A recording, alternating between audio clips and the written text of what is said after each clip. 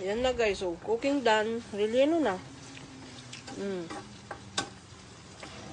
Ayan tayo relleno.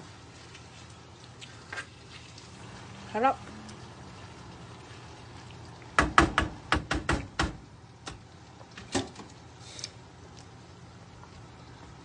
Guys, we put the sriracha.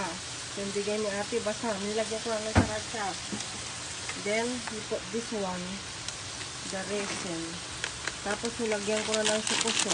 Pag wala kayong sukuso, kasi nasa Pilas kayo, paminta at saka asin or basta kung anong pampasarap na gusto nyo. Tapos, lagay nyo na itong mix. Ganyan lang. Hanggang matuyuan na siya. Magmamantika na yan.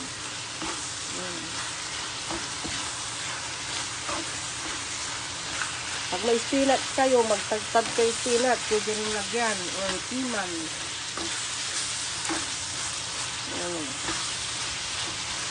Hanggang magmamantika na na sarili ng mantika. Lagyan nyo ng sili kung gusto nyo maanghang.